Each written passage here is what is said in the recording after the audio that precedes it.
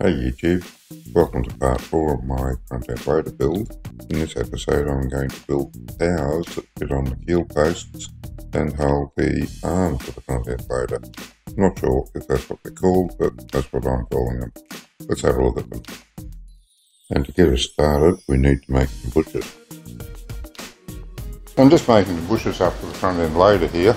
Now you could go and buy bushes pre-made, but I'm too cheap for that. You could go and get some pipe, and it was the right inside diameter to take some rod, and that'd do quite nicely, but there's none available within a reasonable driving distance. I can either sit around and wait for someone to get some in, or I can make my own.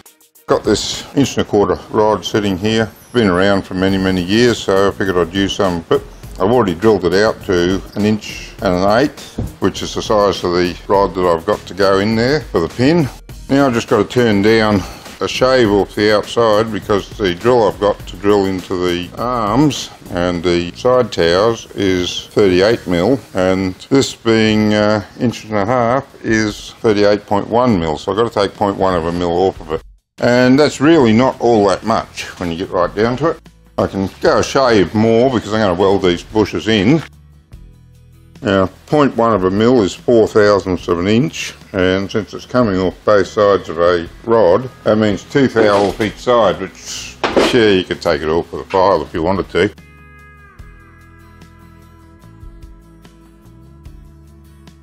Now these are 2 sides of one of the towers. I'm just going to start plasmering them up to shape now.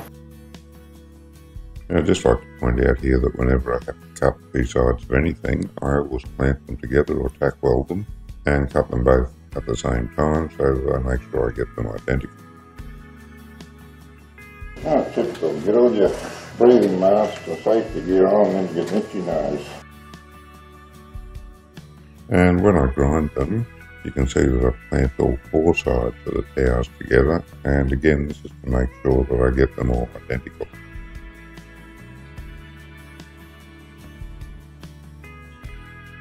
Okay, I'll give it a good look at now and see how it's going. If I've got to do any more, I'll do it off camera. And we'll just run through all the partlands that we're going to use for putting these towers together. And I'd also like to remind you, if you haven't seen the previous video, that I'm putting the towers together on the keel posts before I actually put the keel posts on the tractor. We finished the keel build in the last video. Keel posts are on the tractor, but slightly out of sequence, I built these towers before I completed the keel posts, and I recommend you do that because it's much easier to put them together, have them line up and get really tight tolerances with them built around the keel post. Well, I figure this is going to be easier to set up and get all aligned and in tolerance if I use the keel post before I put it on the rest of the keel and build the towers around it. That's what I've done. I've very carefully measured everything, made sure the keel post down the centre of the tower. I've squared it all, made sure it's square in every direction, even went through the holes to make sure there's no play in them. So everything's just perfect where it's sitting now. I'm going to tack the tube into the keel post first. Then I'll tack the solid rod into the tower, and that should ensure that nothing's going to move. It's pretty critical that this comes out reasonably well because, well, this is what holds it all together. And it's got to be easy enough to get on and off because this is how it dismounts. Check my measurements before I take him away from there, make sure she's all still good. 1/4 mil out, I think that'll be near enough. Here's the next step. I've got tower formers 1 and 2 in place. Put these in, again triple check that everything's lined up. Measured that we have the same on both sides because I don't actually have a square that fits in there, and that's kind of useless. Again, I've checked through there to make sure everything's still lined up. So now I'm going to put some tacks on these. I'll put 1, 2, 3, 4, 5, 6, 7, 8 probably. Just small tacks, just to hold it in place, because then I'm going to have to roll it over, put the other 2 formers in, tack them in place, and then give it some thought just to make sure that everything's right before I go ahead and weld it up fully.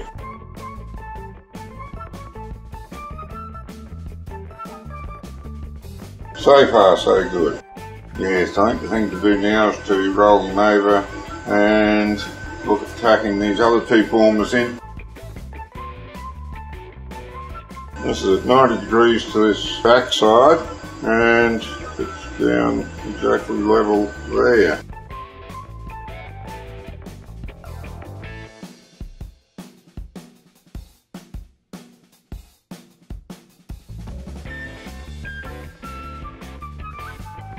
That's got him in there nice and even, 60mm back off the face on my measurement here. I'll go ahead and put some tacks on that.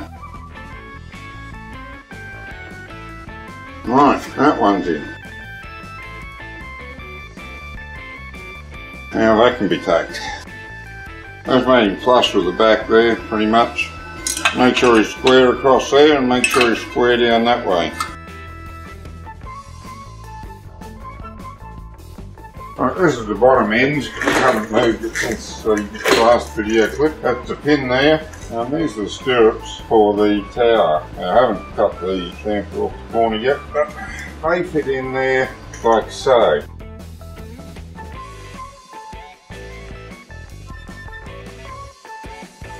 I'm going to tack them there. I think they're about right. Well, I can't measure the 3-degree angle in there, but the 3-degree angle takes us to the centre of the pin that goes through up here. You line up the centre of this pin to the centre of that pin. These blocks should line up with that line.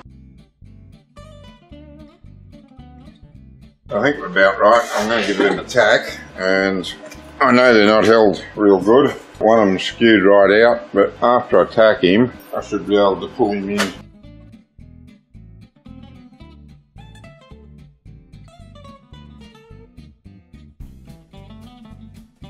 And I'll cut those chamfers off with the little cut-off blade in the grinder.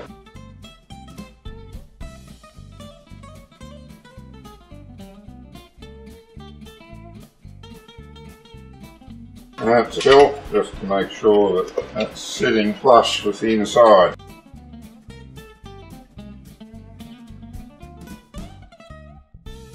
So it comes in there, drops that in.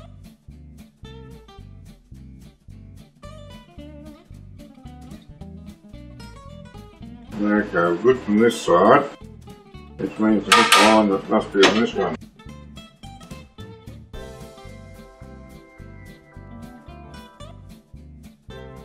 Can only be because he hasn't got room to move. He must need to tip that way, but he's flush on the inside. So I'm going to cut this off, pull him out slightly so he's got room to move, and then weld him in again. With the pin in there this time, I think that'll probably make sure she's lined up. So, go do that off camera.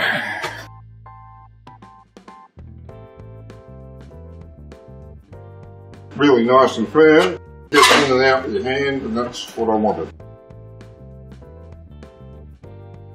Actually, just put another couple of tacks around that. Put the pin in there.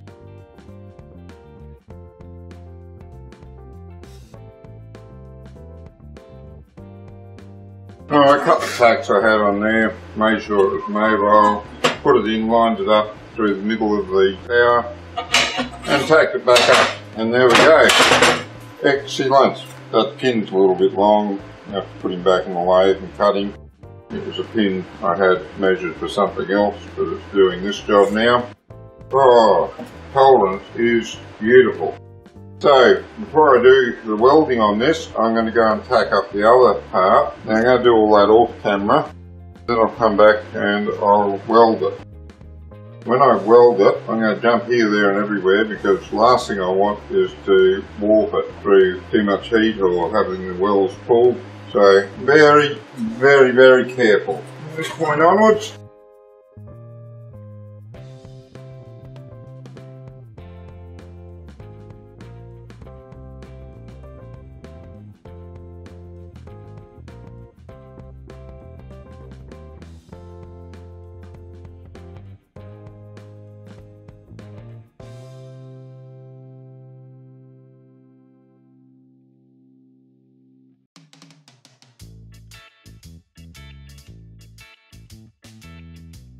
Alright, this is cooled down a lot now. It's not cool enough to touch comfortably without gloves, but I think all the heat's gone out of it enough that it can say it's not going to shrink anymore. So I've taken this out of up here, put it down there. I'm going to run a couple of welds up here.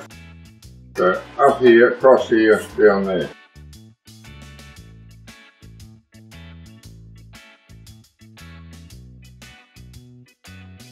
Go away and leave that cool for a bit.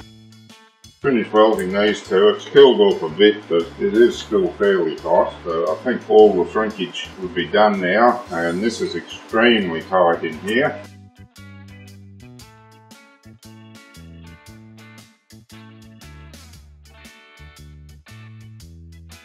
And since I don't think these two here are going to warp anything, I'm going to just weld them up while it's in the right position.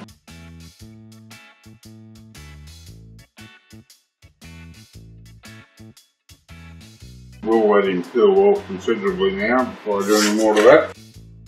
I'm going to leave that in there while he cools off. Don't know how much good it's going to do, but if we don't try it, we'll never know. I've turned it over, I've put this up in this top area here, and I'm going to run the beads down this inside next. Some long rods for this one, a bit of reach in there. Might have to start 2 new rods, one for each side, and whatever's left over, put back for use again later. And from this point onwards, all I had to do was join up the tacks and go around and weld every seam that I could find, that I could reach, that hadn't already been welded.